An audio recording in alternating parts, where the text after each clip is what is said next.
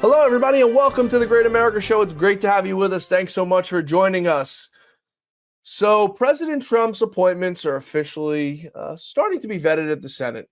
Their Senate confirmation hearings underway this week, beginning with Pete Hegseth, the Secretary of Defense nominee. And I think it's opening our eyes to what these hearings are going to be. It's going to be a platform for the Marxist Democrats to go ahead and throw all the mud they want at President Trump's nominees for whatever reason they want, attacking Pete Hegseth for infidelity and for drinking on the job, a bunch of things that they use as talking points to try to get their point across. But the point is they have no point. These people seek attention and they seek to try to obstruct. I wish there was a way for these folks to not even have to show up to these hearings. Why show up knowing what you're getting yourself into? Not one of these folks who has been appointed. You could put Jesus Christ on that appointment panel in this confirmation hearings. If he was appointed by the Republicans, rest assured the man would not be given a fair shake. So I don't know why we have to continue to move through with these. I wish there was a way for President Trump to tell these people, let's go ahead and move forward with the vote. You have the votes. The Democrats have done far worse than that anyway. I think it would be a good prospect to go ahead and do that, to just eliminate the nonsense and the drama and these quick little sound bites these Marxist Dems want to get, these senators want to get on television. But I think it does more harm to these Marxist Dems. It shows how little they actually know about what they're talking about, reading off of a script from their staffers, not really knowing what they're talking about.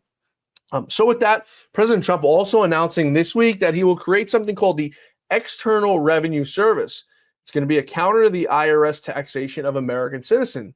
The new agency, President Trump says, will collect tariffs, duties, and all revenue that come from foreign sources. Trump says that on his inauguration, which is next Monday, January 20th, it'll be the birth of the External Revenue Service.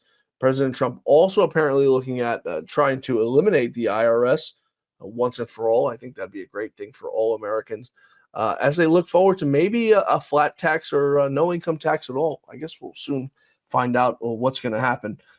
We do know no tax on tips is coming and no tax on overtime is among two of the first things President Trump is going to try to sign into legislation. So we all look forward to that, or I should say those folks who are on overtime jobs or tip jobs look forward to what's to come. Our guest today is the head pollster for Rasmussen. He goes by the name of Mark Mitchell, great American and a terrific pollster. Mark Mitchell, it's a delight to have you back with us. I hope your New Year's off to a good start and you had a great Christmas with the family. Of having Mark Mitchell withdrawals, so it's finally good to have you back. I want to start with first the news of the week. Confirmation hearings are underway. Pete Hegseth, who's probably among one of the more difficult ones that it's going to take to get through the Senate, starting his confirmation hearings yesterday on Capitol Hill. As expected, the Marxist Dems going after him for cheating on his wife, an alcohol problem. Everyone's an alcoholic. Even if you're not an alcoholic, you're an alcoholic. I want to play a clip from Elizabeth Warren, which I'm sure a lot of you guys have seen by now. If you haven't, enjoy. But the question I have for you on this is, will you put your money where your mouth is and agree that when you leave this job, you will not work for the defense industry for 10 years? Senator, it's not even a question I've thought about because it's not one right now. It's not one. My motivation for this job I understand has never that. been I just about need what a could yes or no conceivably here. come next. Time is short. I just need a yes or no. I would consult with the president about what the policy should be In at the Defense other Department. words, you're quite sure that every general who serves should not go directly into the defense industry for 10 years. You're not willing to make that same pledge? I'm not a general, Senator. You'll be the one, let us just be clear, in charge of the generals. So you're saying, but the question I have. Oh my goodness, Mark. The crazy thing is these senators don't write their questions. It's the staffers that write it. And the staffers are usually not smart people. They come out of these schools, journalism degrees, poli-sci degrees. You don't learn anything. It's like one of those things you learn on the job. I take someone who works at McDonald's in higher regard than some of these folks who are working them, because they got to, do very calculated things, make sure things are on time. These staffers are just a bunch of idiots, and they make their bosses look like total buffoons. Who is Elizabeth Warren to be questioning anyone on where they're going to go work next when, Mark, we have some of the most corrupt people in the world right here in our own political system, and we can start with stock trading. Your thoughts? I'll tell you, it's kind of on brand for her just because of all the hay she made with the consumer protection stuff, to be honest. Well, first off, there's going to be some staffer getting reamed out tonight. I can guarantee you that. But we've just witnessed 4 years of basically a presidential administration that's a bunch of staffers they hired off of Tumblr and Reddit, basically. I mean, that's who's putting out these tweets. Look at how, like, Kamala HQ, look at the content of that. I think everybody... It was like a cottage industry in September and October to ask Twitter, where's the community notes for these people, right? But I'll tell you that what a classy guy. I mean, he took her apart. And I think this is shrewd, honestly, just looking at Hegseth, because I think Steve Bannon has said, well, this is the appointment probably with the most hair on it. And I think that's fair. And I think obviously most of this is spurious accusations. But they're putting the tough one up front. And I think I've heard that he's had the votes. And if the tough one sails right through, I think then we're going to see a whole lot of slam dunks after that. And to be honest, the public kind of doesn't care. They voted for Trump. 54% of people say that they approve of Trump's transition so far. That's really great considering he got 50% of the vote. Right. And nobody really knows who Hegseth is. And that's after the media threw this entire psychological operation, painting him as a drunk sexual abuser. 36% have a favorable opinion of him, which is low, but only 27% have unfavorable. It's because 36% are not sure. They don't know who this guy is. Right. 32% of Republicans are not sure. And Republicans, it's 52 favorable to 16% unfavorable. So it's like, yeah, just get Trump his guy. And I think that's the theme we're going to see, because there's, everybody is lost their infatuation with the MSNBC laser pointer. And they're trying to rev it back up. They're trying to bring us Rachel Maddow now night for 100 nights. In my opinion, they've probably got some hoax that we haven't even heard yet. They're trying to rekindle the resistance. The psychological gaslighting operation goes like this. U.S. intel agency, corporate media, perpetually online libtard, to families and normies and water cooler talk. Well, a link of that chain has been broken, and that's the link between MSNBC and the perpetually online liberals. And it's because they got pissed off, they got mad, they're drinking, they're on Blue Sky with all the furries. And how are they going to fix that? And maybe all it'll take will be the super special hoax. Maybe they'll finally come up with something better than Russian collusion. Right now, Trump's doing an end run around all this stuff.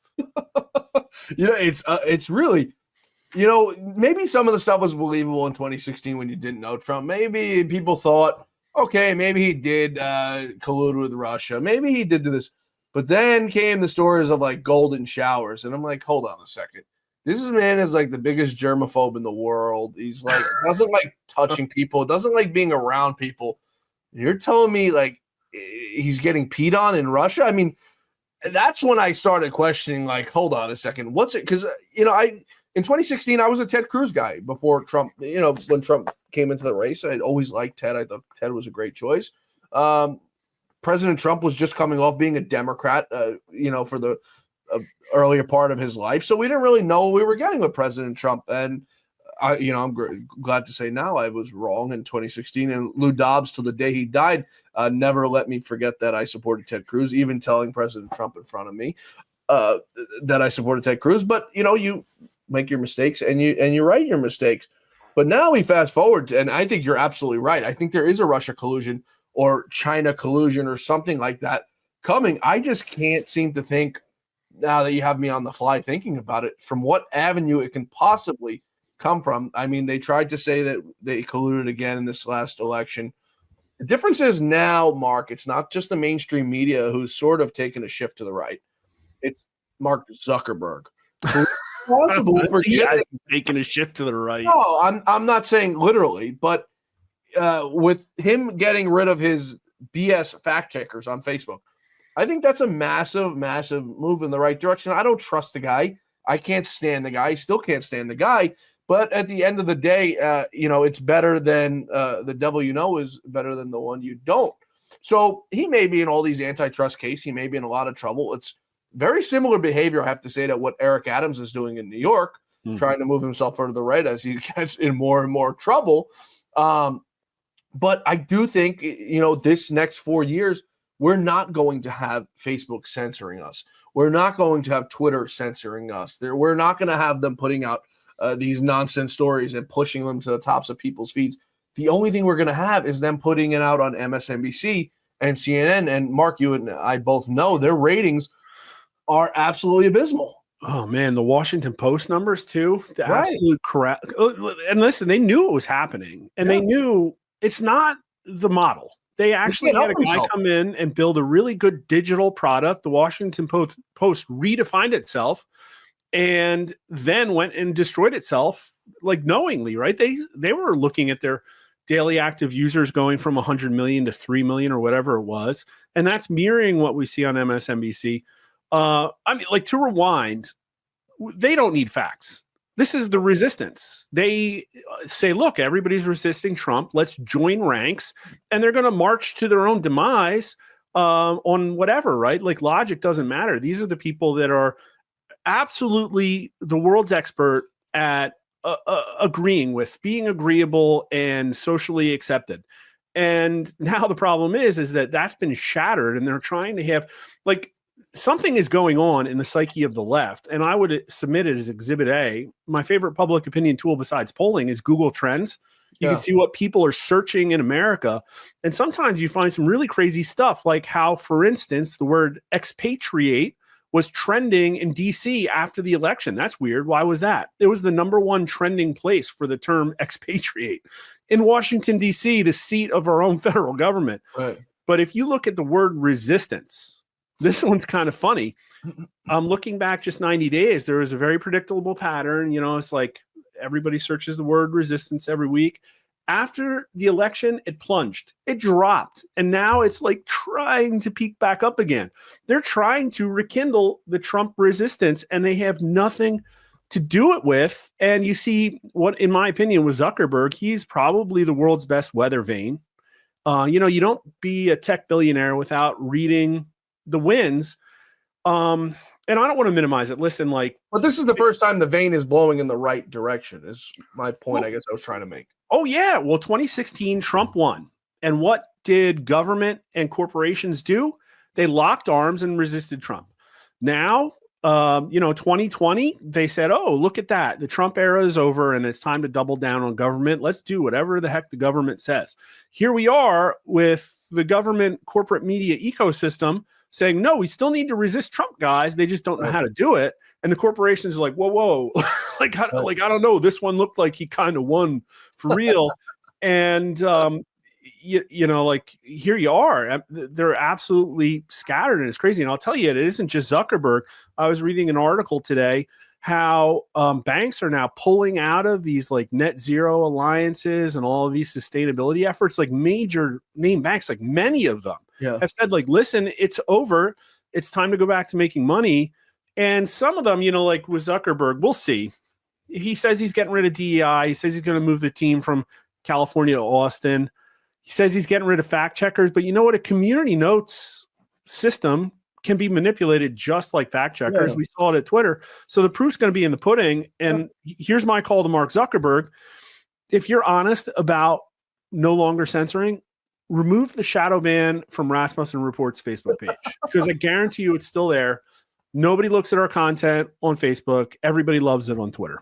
That was an absolutely compelling argument, I must say, and hopefully he's watching this show so he can lift that shadow ban. You mentioned net zero. I often talk about it with the guest I have on here a bunch. His name's Mark Morano.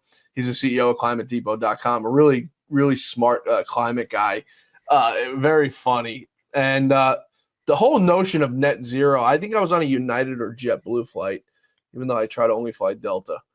I was on a United or JetBlue flight, and on the napkins, they're like committed to net zero by 2030 and 2040. And I'm like, Mark, I'm not a Scientologist. I have a degree in science, but like, I don't understand this. Can you explain this to me? How many trees do you have to plant for an hour worth of jet fuel burning? Yeah. And how do you possibly get to net zero like any way like possible? It's like the most impossible thing in the world to do. It's not the most impossible. It is impossible to do. There's no such thing as net zero. You can't offset the amount of carbon you put out from an airplane by planting a damn rainforest on like 48 states. Oh man, this is a crazy one for me because following the public opinion, the problem is that decades of gaslighting has been somewhat effective. We literally just asked and released today, asked if the climate change caused the forest fires. Hold on before you get there. Let's take a quick break here. Yeah. We're gonna have to wait to get to that good information and listen to our wonderful sponsors, the people that make this show absolutely possible. So we're going to take a quick break here. We're talking about Mark Mitchell. He is Mr. Rasmussen. He's the lead pollster for Rasmussen and a great guy. We're coming right back. Stay with us.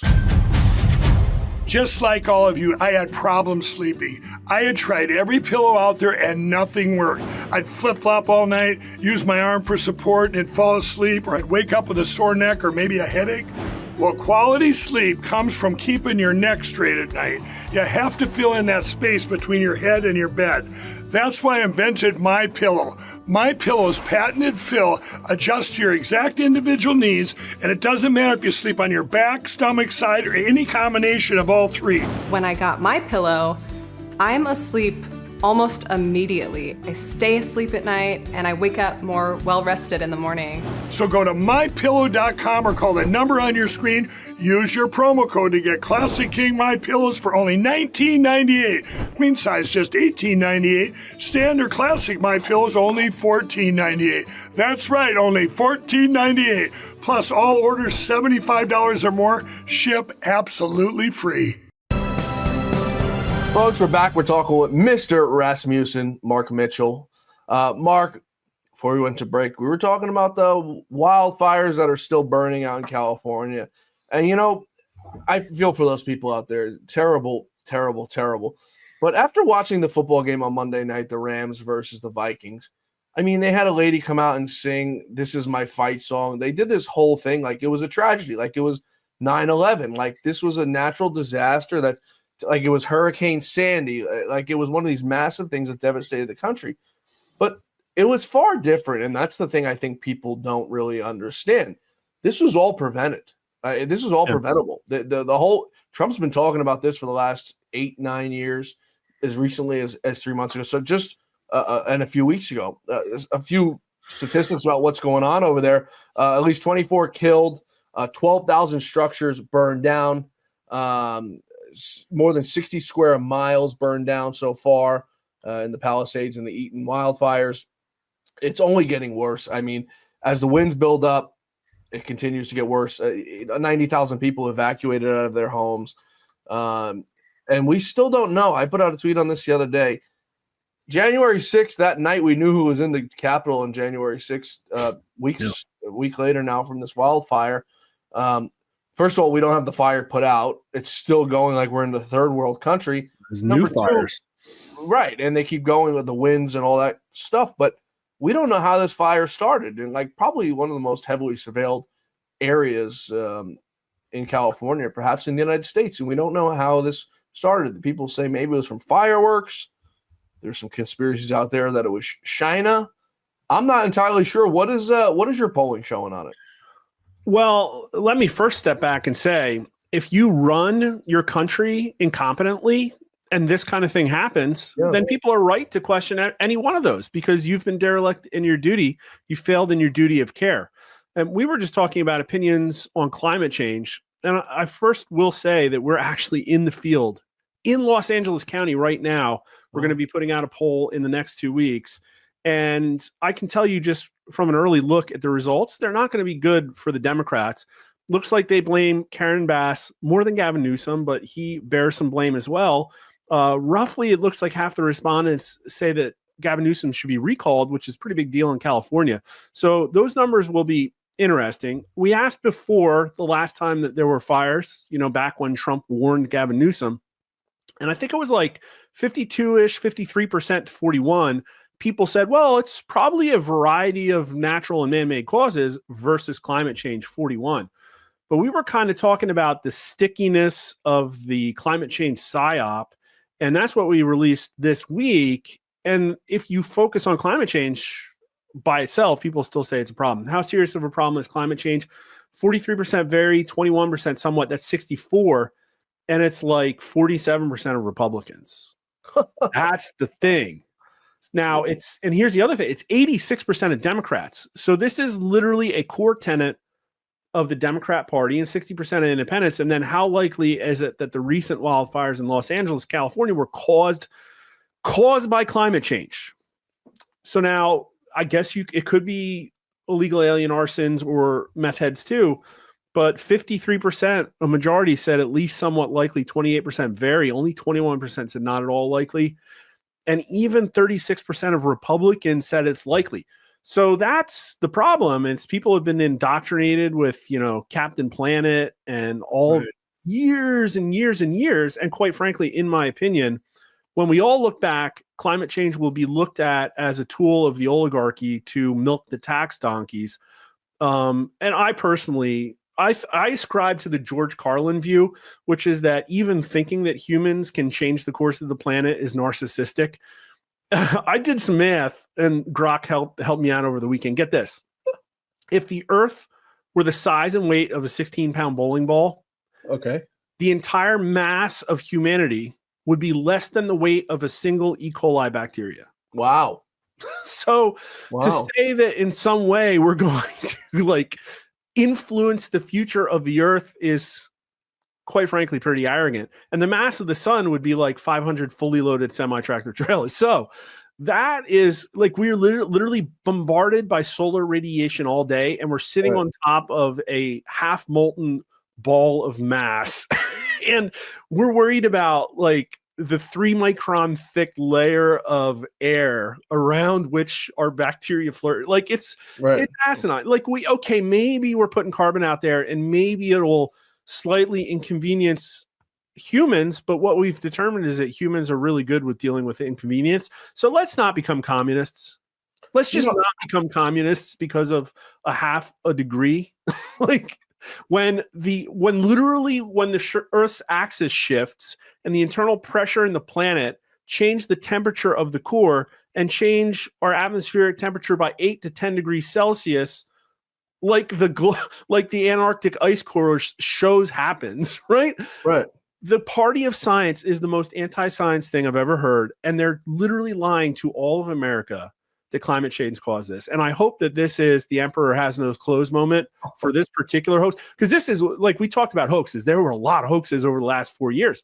I don't know of a single 2025 hoax yet, except maybe that it's climate change is to blame and not an empty reservoir or a lack of forest clearance, or name literally one of any. Again, the Michael Schellenberg interview, this guy's from California. He's been following this. He's the guy that wrote the book on all of the bums in California. It's it's a tinderbox, and there are meth heads lighting fires. Illegal alien arsonists. Yeah. The other thing too, Mark, to put this to rest for these numbskulls who think it's climate change. California's gone through a period of hundreds of years where it's sort of like an ice age, where it's wetter at times and it goes through a drought. This period there happened to be, and that is a little bit longer than those, but the longest droughts of the 20th century were back in 1987 to 92. And then before that, it was 1928 to 1934. So if they're saying climate change is getting worse, then why are they having these patterns of droughts and then wetness and then droughts and then wetness?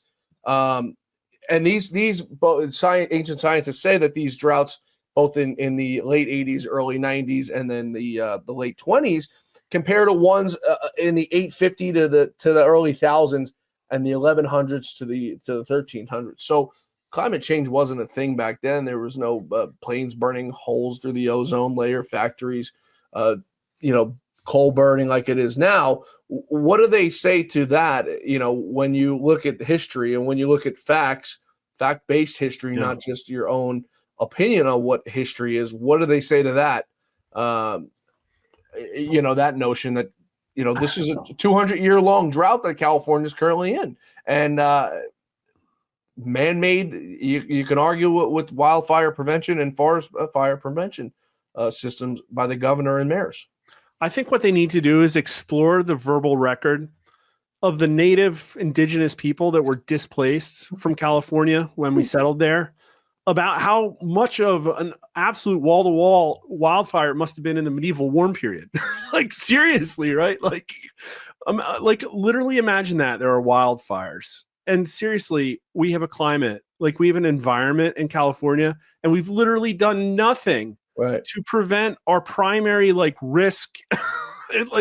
They've done not. The list of failures is ridiculous.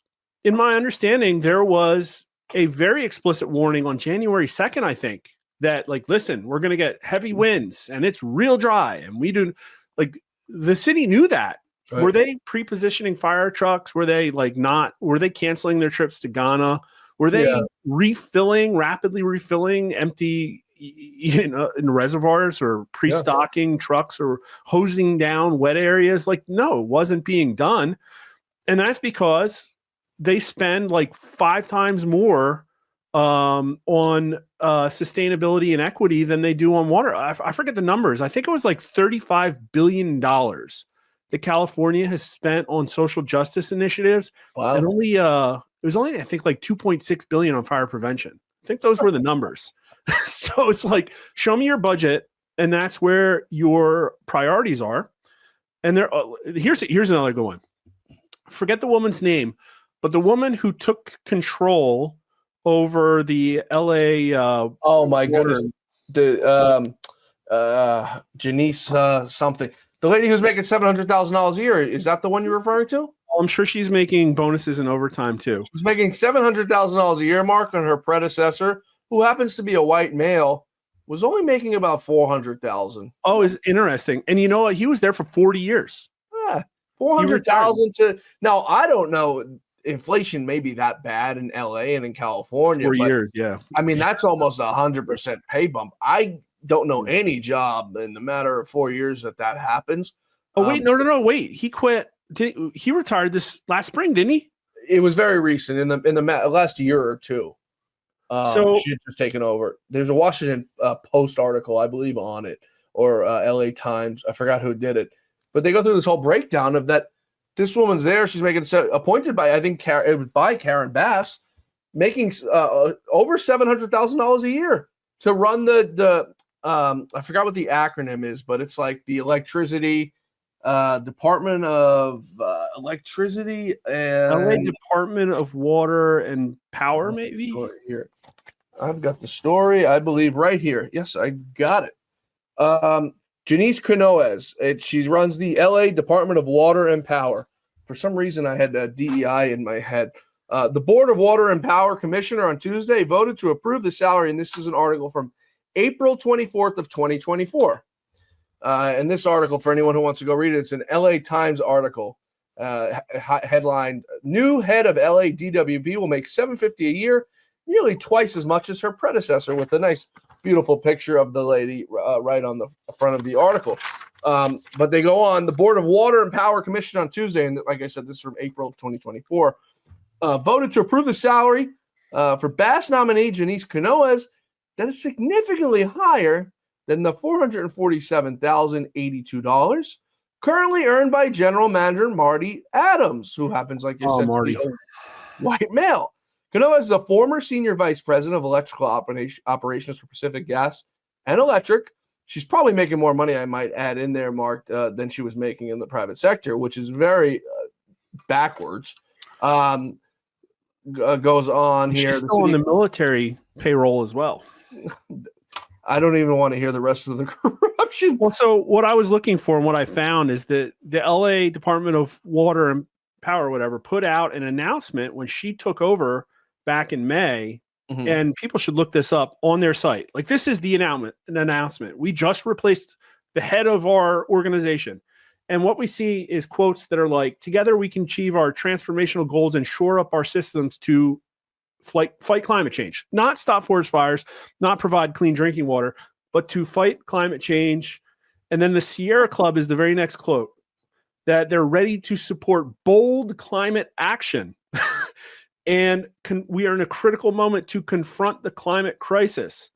And then you have the CEO of Smart Electric Power Line saying that her commitment to clean energy and ability to, achieve a sustainable future. Like, these are all of the quotes. This is what the elected officials and government employees in Los Angeles are concerned with. Equity, race, sustainability, clean future, literally talking about bacterial and plastic pollution, not a whit about safety. Going back to, it's not going back to, it's on the DEI, this fellow by the name of Marty Adams, who I'd love to have on this show, by the way, and see what his take is on all this. They note in this article, Adams received a small series of backdated wage adjustments this year, which boosted his salary by about $50,000, according to the department. Before that, he hadn't gotten a raise since he was hired as general manager in 2019. Oh, dear Lord. I mean, this is crazy. So she gives a quote, and like I said, this is just under a year ago. Quote, and this is from Janice Canoas. The department has so many great things going for themselves. Well, apparently not. And a lot of new challenges that we need to tackle. She added that collaborating with stakeholders in the community and others in the industry will be key. So I want to know what those new challenges she thought she had were and what they wound up being, because she's really not doing a good job. As you mentioned, military, also a commander in the U.S. Coast Guard Reserve who spent 5 years on active duty. We thank her for her service there. She says very little rattles her. Here we go. We've got another justice warrior. But it's time and time again, Mark, that these people find themselves in these situations. Back in 2021, they had the opportunity to recall Gavin Newsom. Just last year, they had the opportunity to get rid of Karen Bass and put in Caruso. They took a step in the right direction by getting rid of that Marxist DA Gascon. But, you know, I constantly see now these celebrities on Twitter. Maria Shriver was one that I laughed at because she's a big Trump hater. We've got to move on from this. Well, it takes you hitting the rich and the famous and your $3 and $4, $5, up to 30, 40, $50 million houses where you're paying property taxes more than some people make in a lifetime. We're supposed to feel bad for you all of a sudden now because your house is burned down because of your leadership, your ineffective leadership. We're all of a sudden supposed to feel bad for you now because you idiots want to open your eyes to what the reality is. The reality is Gavin Newsom doesn't buy a $4 million house off a governor's salary and a lieutenant governor's salary just before that. Yeah. Gavin Newsom out in COVID, during COVID at the French Laundry, English Laundry out in Napa Valley, laughing at everyone in the face as he makes everyone's restaurants close and wear masks. You people had the opportunity to do this. We're supposed to feel bad for you now? Enlighten me, Mark. Here's the way I see it.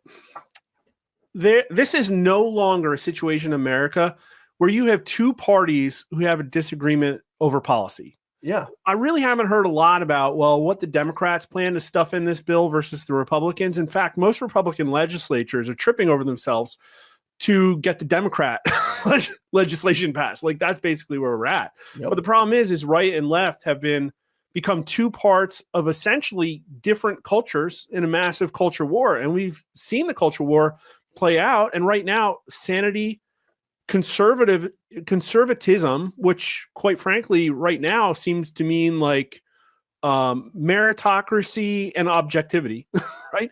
Yep. Is locked in a deadly battle with communism, virtue signaling, emotional thinking, and good vibes. Right.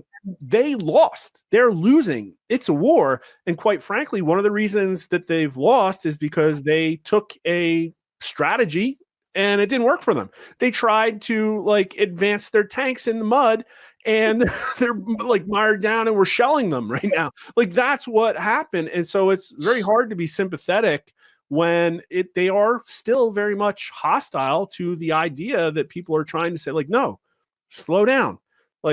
You shouldn't be gaying all the characters in Disney. you shouldn't have planes whose landing gear doesn't work. And that's what their side of the culture war is. It's like, no, it's okay if people die if we achieve social justice, or if just a little bit more of this mysterious equity gets delivered to us, right? And so that's very depressing, nihilistic, anti-human being. It's a death cult.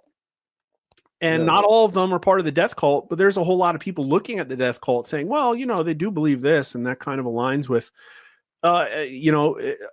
from this point, the only thing I can project is they're going to get more insane and they're going to lose more people. And we'll see. My polling should tell us how many people in LA are interested in switching parties, because that's one of the questions I asked, and the number was not 0. Not sure what it's going to be yet. So we'll find out. Yeah, I want to take one more quick break here and come back with you in just a few moments after a message from our quick sponsors. I want to go a little bit further into that. Is woke really dead? Time and time again, we see these people showing up, and we're going to see them throughout these confirmation hearings coming in completely unhinged. And it's now that it used to be like these young thugs. They've got like elderly people out there now, Mark, wearing, I'm not even going to say like what the signs say and stuff, but it's just like insane stuff you wouldn't want your kids to see or anything like that. It's very surprising to me. It used to be younger people. Now it's like older people, older than you, older than me. We're both young, so it's not saying much, but and they're like out there deploying these people, and I'm watching it and I'm like, what goes through these people's minds? I want to take that up when we return. I also want to take up Trump's approval rating. And if you've got any numbers for me on if the people want retribution, we often hear about retribution. I certainly want it. I mean, I've seen enough. We've all seen enough. 2016, 2020. They tried to throw this man in jail for 700 years. They've made him spend millions of dollars in lawyers. They've embarrassed his family over absolutely nothing. I want retribution, plain and simple. I think a lot of people do. And I also want to take up, see if you have any new polling on this or any polling at all. President Trump announces the formation of something called the External Revenue Services. It's going to be used to collect tariffs, potentially abolish income taxes collected by the IRS. I'm curious of what kind of polling you've got on the IRS and just how favorable those good folks are. We're coming right back with Mr. Rasmussen, Mark Mitchell. Stay with us. This past year has been one of the hardest in MyPillow's history. It's because of you that we're making it through. My employees and I want to thank you for your continued support by extending our wholesale prices on classic MyPillows. Get standard classic MyPillows only $14.98. I can't believe I'm even saying that. Only $14.98. But it gets even better.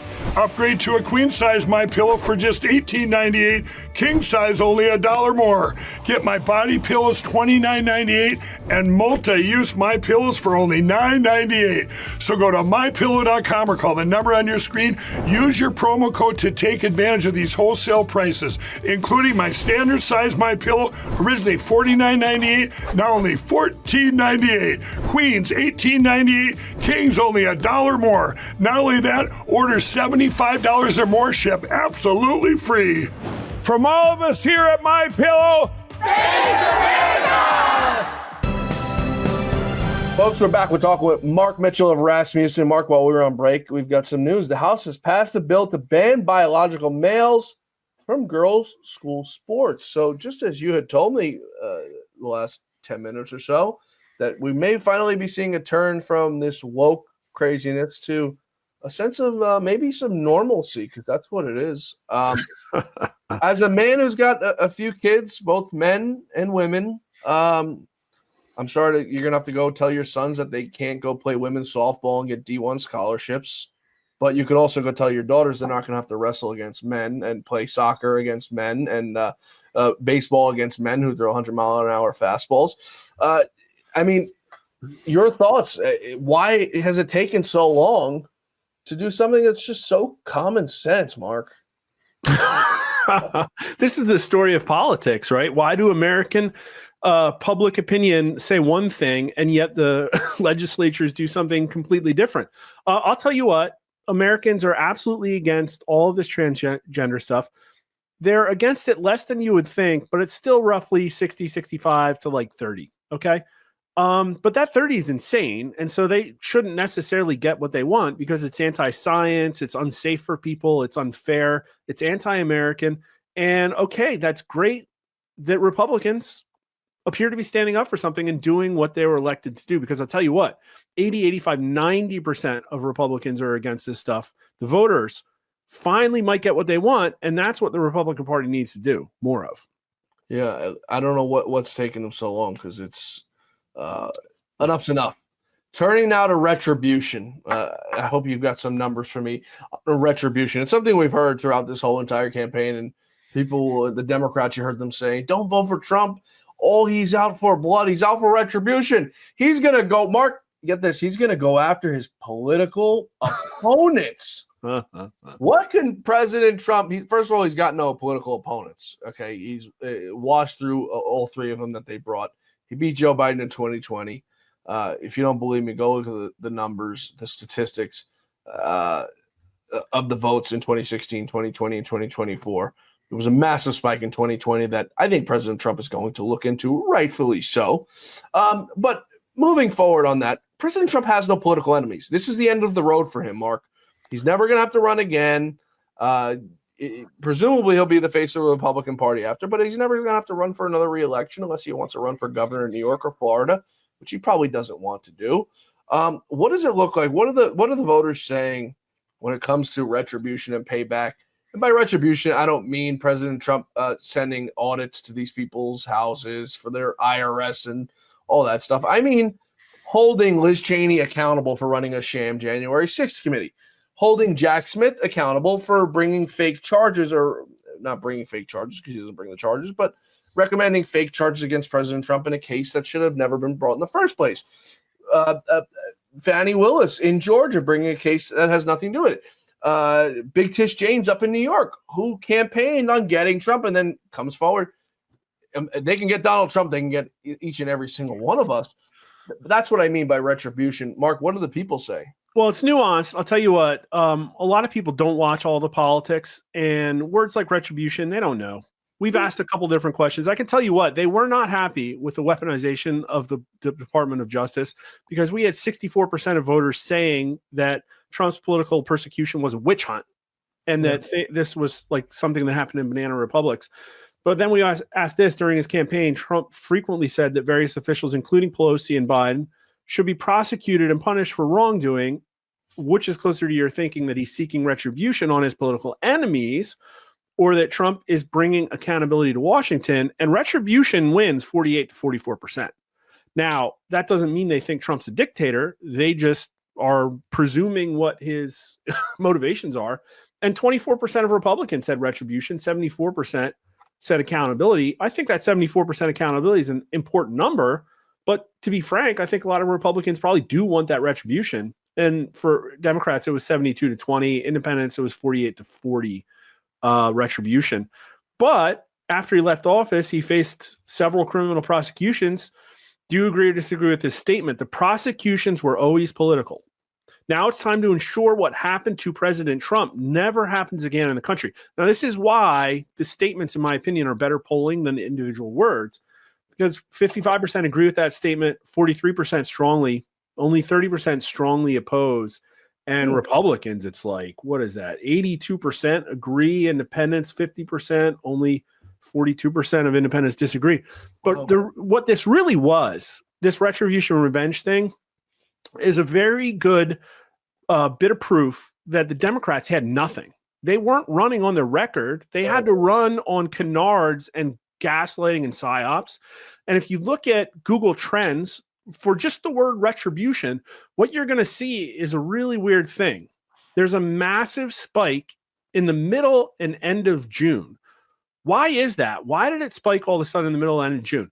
Well, I think what happened is Norm Eisen put out a report that showed that Trump was using that kind of language. It came out at the end of May, and all of a sudden there was a seemingly coordinated push by the mainstream media to paint Trump's entire presidency and campaign as a retribution campaign of president. So I think the mainstream media was working in coordination with quasi-government actors to take down the Trump presidency because they knew Biden wasn't going to be able to do it.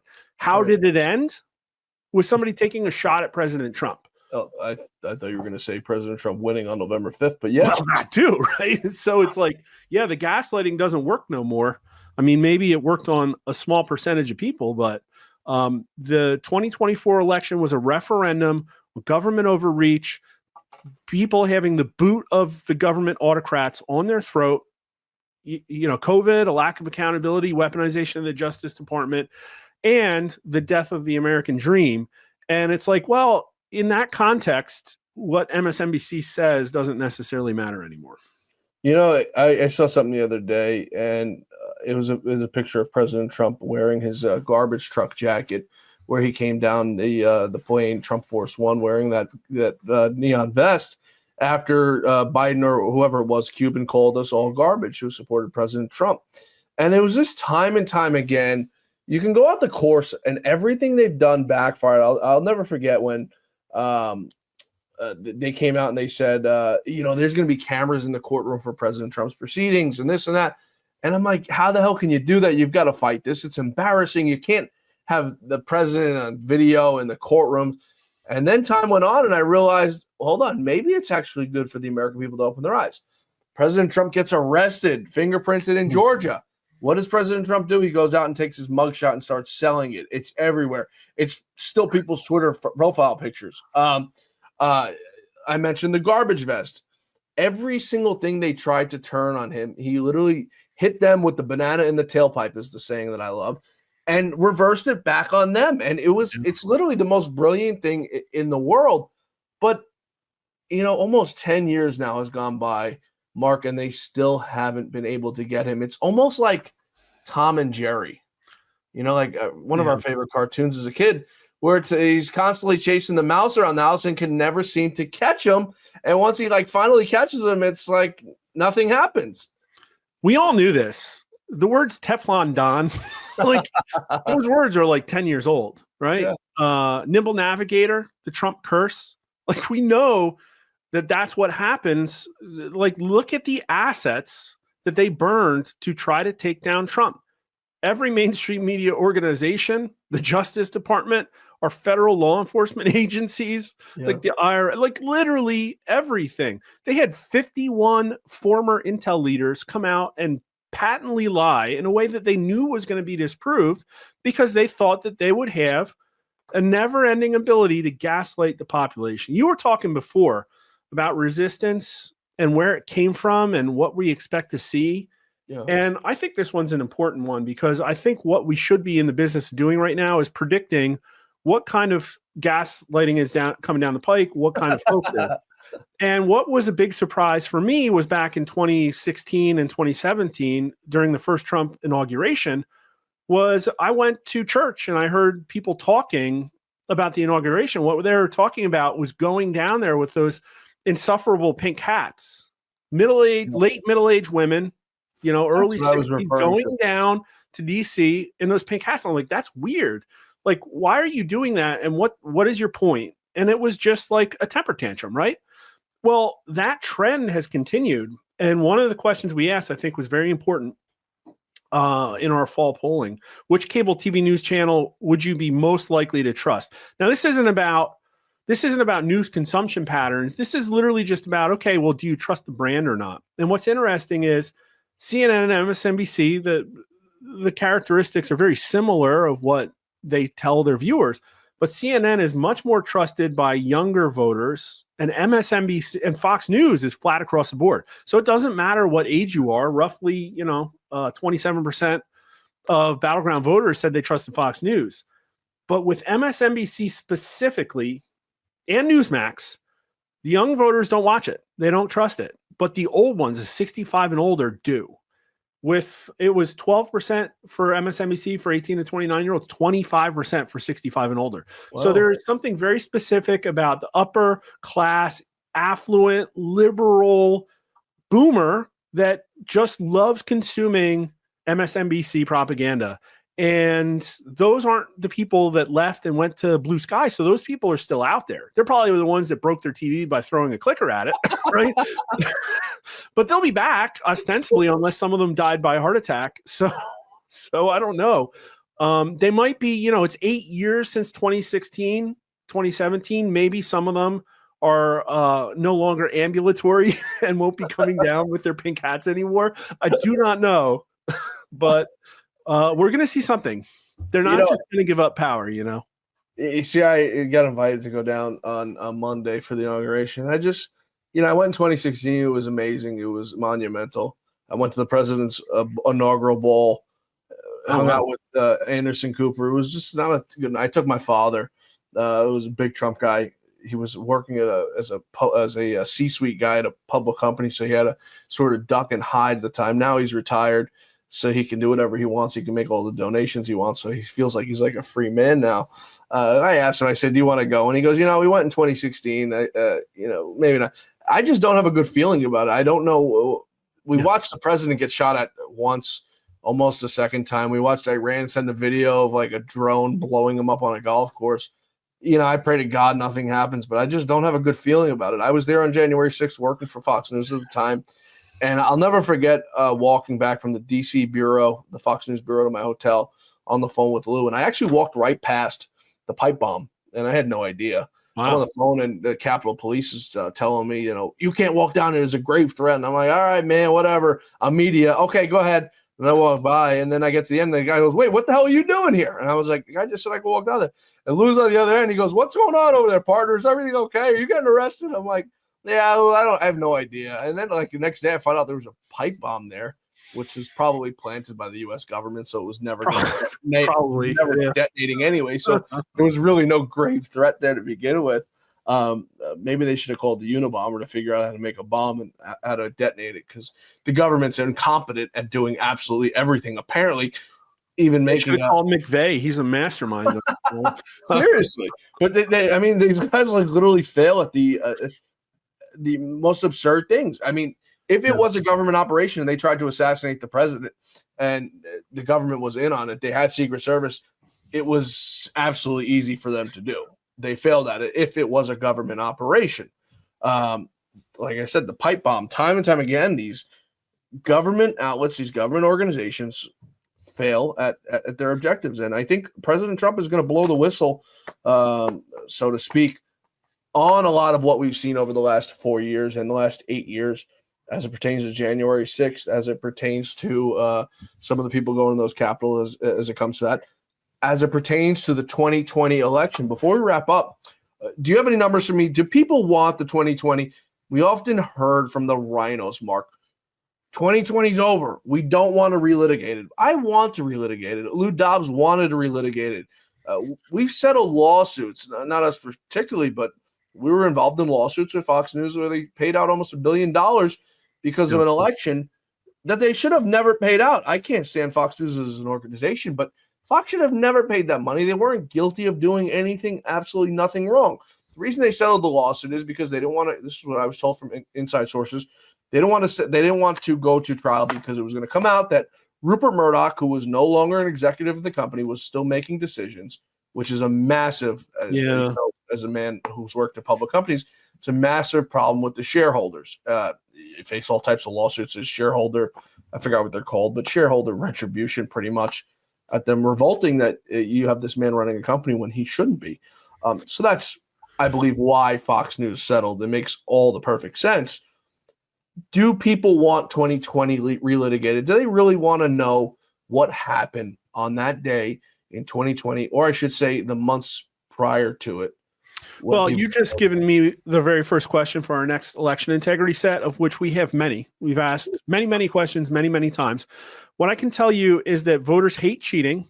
Like roughly 9 in 10 of them think, and Democrats think it's important to cheating on tests or cheating on their wives. Well, universal cheater. Yeah, well, no, cheating in elections, and they overwhelmingly support. There's overwhelming bipartisan support for common sense election reform measures. Like, yeah, we should have bipartisan audits. Like, yeah, voting should stop the day of the election. That all has massive majorities. Yeah. And also going into this election, 2/3 of voters thought that cheating would affect the outcome. Now, we asked after the fact, how likely is it that cheating affected the outcome of this election? The number was way less. I think it was in the 40s, but I can't remember off the top of my head. So real quick there. I'm sorry, I don't mean to interrupt you, but I have a short train of thought, and I'm going to forget about this. So I apologize to the audience for stopping Mark. But the reason why that number is lower, and you hear the Democrats saying it, they say, well, the number's lower. You don't think this election was stolen because you guys won. No, the election, the confidence is down because we didn't let you steal it this time. We didn't let you go early vote in Pennsylvania. Everyone didn't get a mail-in ballot in Pennsylvania. Your ballot harvesting operation in legal areas like Nevada was countered with our legal ballot harvesting operation. For every one voter you guys registered in Pennsylvania, we registered 3 or 4 thanks to Scott Pressler. So it's not that this election wasn't stolen because you guys won and the last one wasn't because you guys lost. No, just go look at 3 simple numbers, Mark. And I'm not saying you, I'm saying to these Marxists. Go look at the amount of votes the Democrats got in 2016. Go look at the amount of votes the Democrats got in 2020, and go look at the amount of votes that the Democrats got in 2024. It goes like this. I can prove it with numbers. I can prove that it's 2020 in numbers. The question specifically is how likely did cheating affect the outcome? Okay. 2/3 say that cheating affected the outcome of 2020. You can't get to 2/3 without like upper 30s or low 40s of Democrats. So Democrats think cheating affected the outcome of 2020. But when we ask about 2024, it's only 13% of Republicans say very likely, 16% somewhat, so 29%. But with 2020, the Republican number's in the 80s. So Republicans went way down. But what did Democrats do? Well, they're still at that same 40% number.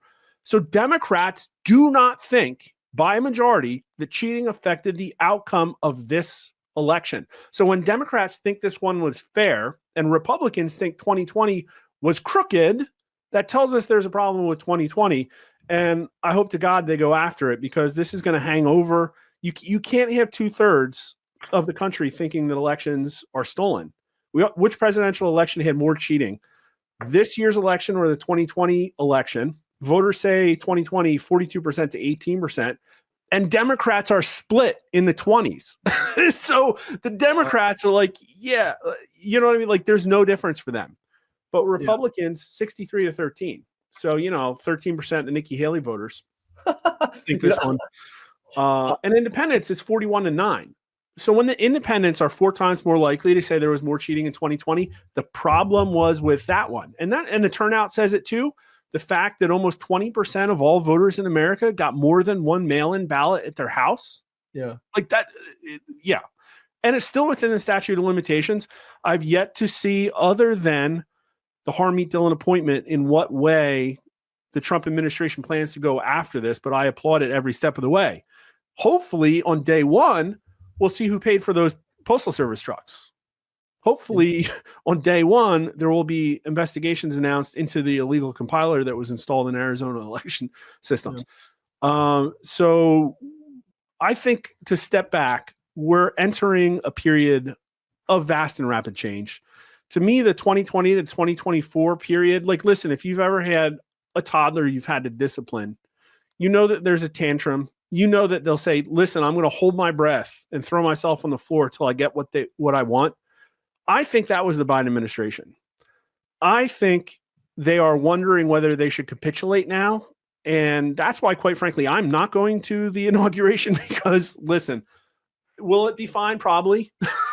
But they're rapidly running out of time to do whatever. Like, we're talking about massive criminal implications of people across the government, people who may now face multi-year investigations into their, like the way they conducted themselves in the Department of Justice, in the Internal Revenue System, and state election officials across the country, the military, our intelligence agencies. They, spying on Americans, like leaking information, like, is all that stuff, are they just going to take it on a hope and a prayer that it's going to go away, or that they can somehow manipulate the Trump administration behind the scenes, or lean on congressional Republicans to make that stuff disappear? I don't know if that's a given anymore. Yeah, I think those days are long gone, Mark. We've run out of time here, and I appreciate you always joining us. One last point about cheating in the elections.